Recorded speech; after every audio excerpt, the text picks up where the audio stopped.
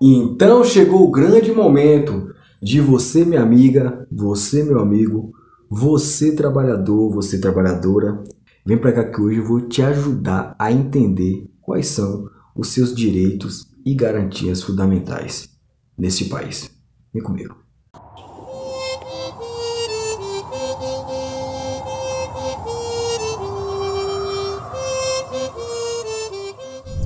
Bom, para a gente iniciar, eu queria dizer para você que existem algumas palavrinhas na Constituição que é muito utilizado nos termos jurídicos, mas é fácil de entender. A Constituição ela está aberta para todos, tá bom? Que tenha vontade aí de entender quais são os seus direitos e garantia, entender como que é regido o nosso país, né? Através da norma máxima que é a Constituição, beleza? Vamos começar. Bom, nós vamos começar aqui pelo artigo 5º, tá bom? Vai estar aparecendo aí para você aqui, embaixo vai estar aparecendo para você. O artigo 5º, ele tem 78 incisos, então só o artigo 5º nós vamos dividir ele em 5 vídeos. Na sua apresentação, o artigo 5º ele vem dizendo o seguinte, ó: todos são iguais perante a lei, sem distinção de qualquer natureza, garantindo-se aos brasileiros e aos estrangeiros residentes no país a inviolabilidade do direito à vida, à liberdade, à igualdade, à segurança e à propriedade, nos termos seguintes. O artigo 5º vem nos dizendo o seguinte, que esse direito é garantido aos brasileiros e aos estrangeiros residentes no país. Agora eu te pergunto uma coisa, só existe estrangeiros no país que moram aqui?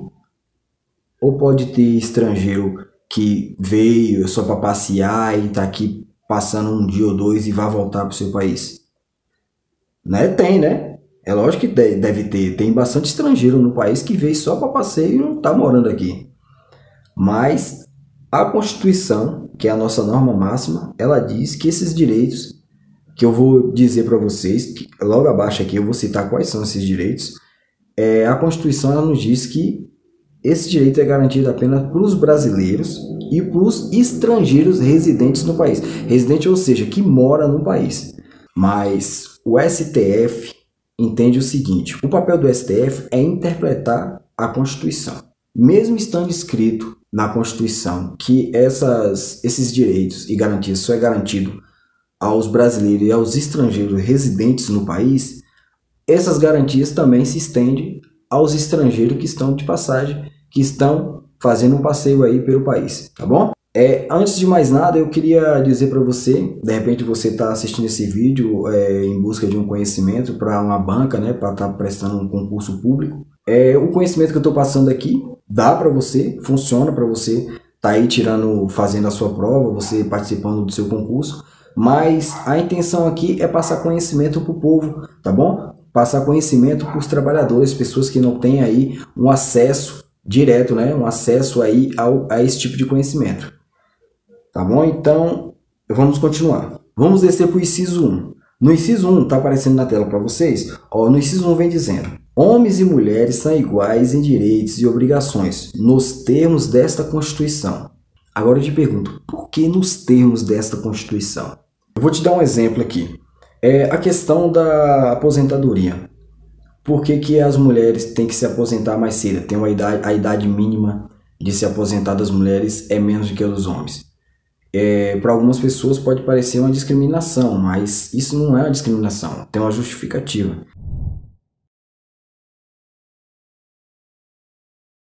Agora vamos partir para o inciso 2. Ninguém será obrigado a fazer ou deixar de fazer alguma coisa senão em virtude de lei.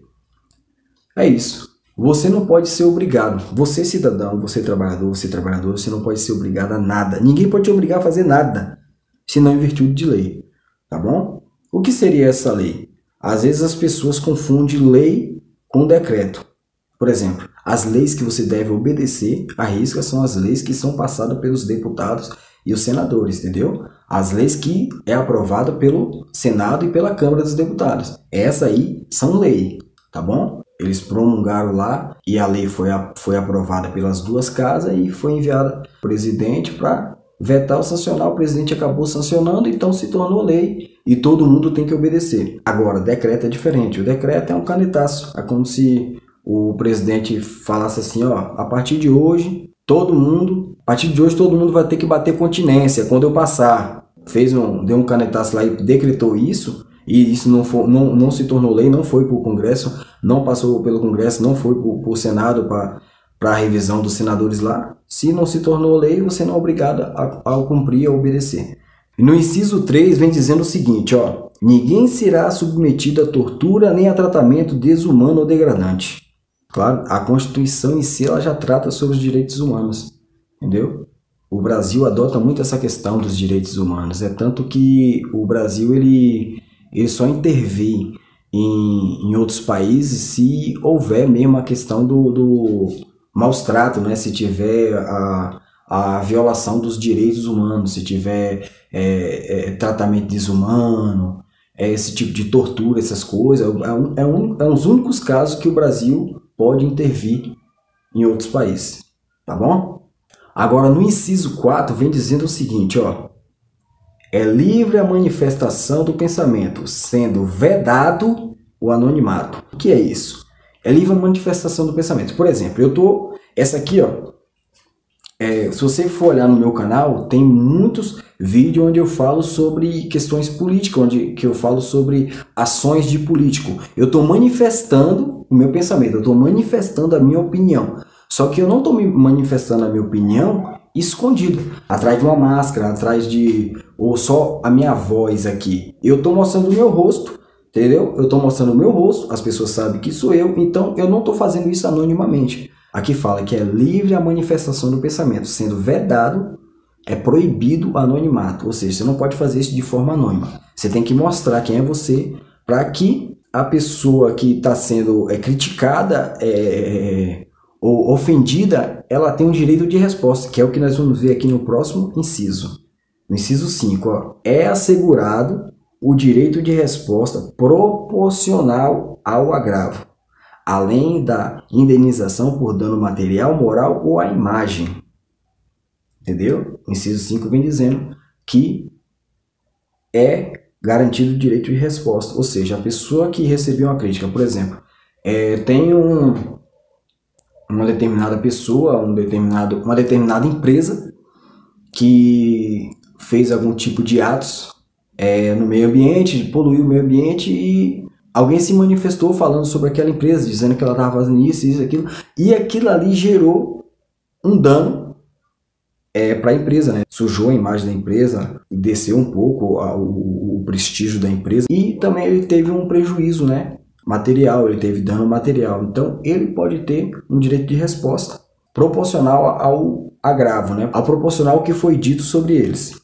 No inciso 6, vem dizendo o seguinte, ó, é inviolável a liberdade de consciência e de crença, sendo assegurado o livre exercício dos cultos religiosos e garantida na forma da lei a proteção aos locais de cultos e suas liturgias. O que quer dizer isso?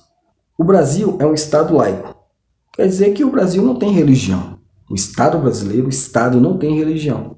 Tá bom? Você pode praticar a religião que você quiser. Você pode ser católico, evangélico, ateu, que religião tem mais? Maçom, o que você quiser ser, do candomblé, espiritismo, o que você quiser ser, você pode ser. Desde que você não viole nenhum dos direitos e garantias, né, fundamentais do ser humano. E no inciso 7 vem dizendo o seguinte, ó, é assegurada, nos termos da lei, a prestação de assistência religiosa nas entidades civis, militares e de internação coletiva. O que quer dizer isso? Digamos que algum parente seu está preso, tá lá na prisão, e antes de ser preso ele frequentava uma determinada igreja, digamos com a igreja evangélica.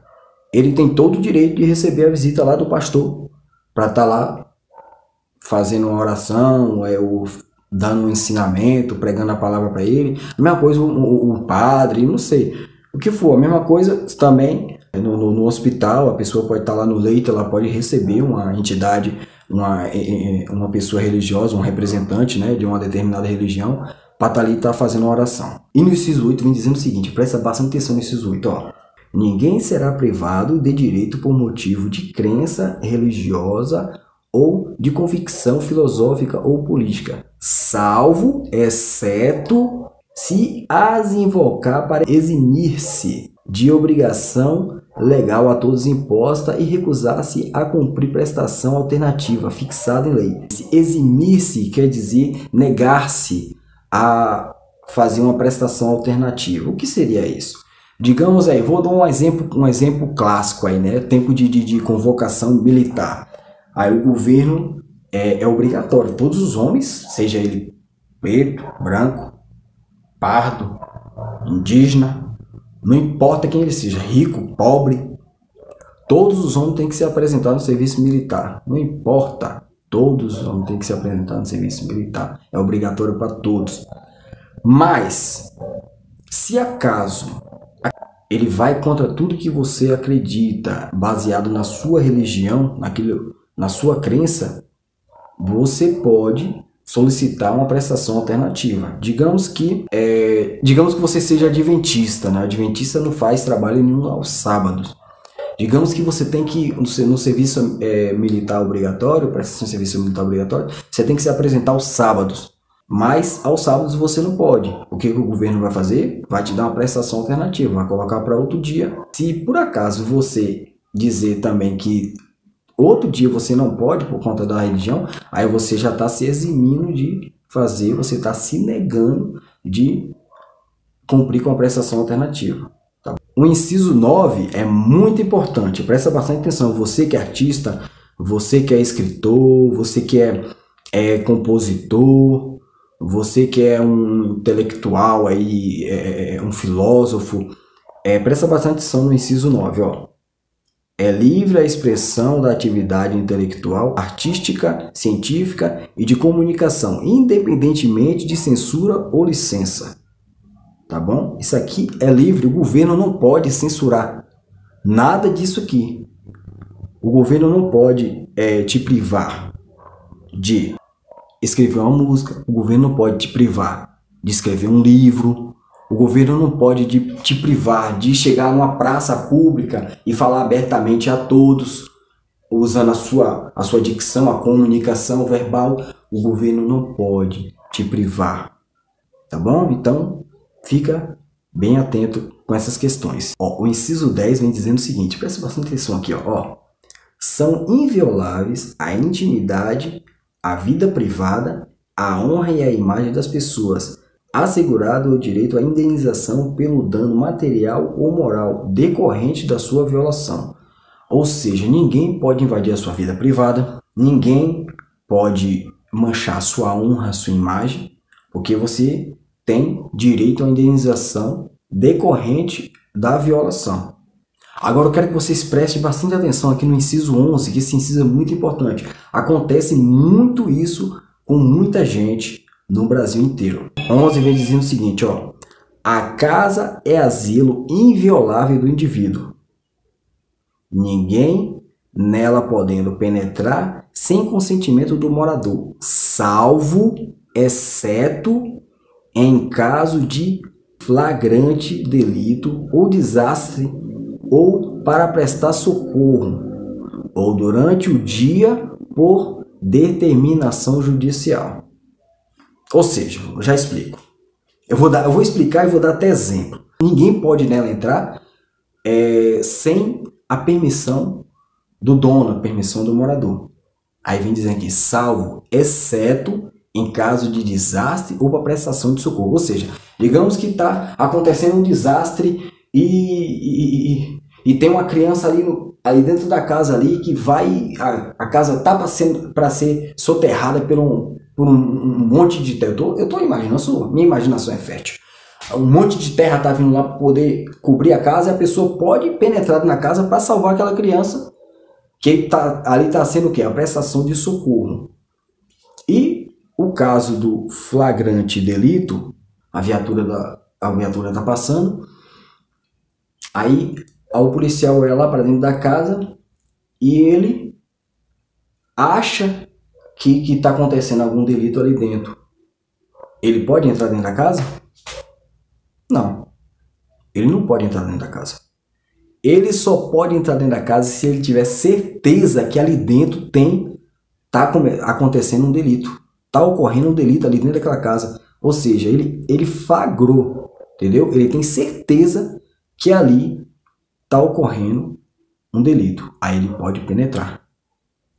Ou durante o dia, por ordem judicial. Que seria? Esse durante o dia, o STF entende que de 6 em diante ali, o STF já interpreta como noite, então ele já não pode penetrar e eles têm que estar com a ordem judicial, tá bom? Se não tiver caso de flagrante delito, ele só pode entrar com a ordem judicial, tá bom? Então, presta bastante atenção nisso aí, que isso aí é um direito e garantia fundamental seu, cidadão. Esse foi o primeiro vídeo do artigo 5º da Constituição. Nós vamos ter mais 4 vídeos falando só sobre o artigo 5º. O artigo 5º ele tem 78 incisos, é muito inciso para poder a gente estar trabalhando, tá bom? Então, fica ligado, clica no sininho de notificação e se inscreve no canal se você não for inscrito, para poder você não perder nada. E vai ter muito mais conteúdo. O próximo vídeo que eu for lançar sobre o Poder Executivo, eu já fiz um vídeo falando sobre os deveres e os afazeres do presidente, o que faz um presidente. O próximo chefe do executivo que eu vou trazer é o governador e depois o prefeito. Aí depois que eu terminar essa playlist do Poder Executivo, eu passo para o Legislativo, tá bom? Então vou ficando por aqui, um forte abraço, até a próxima.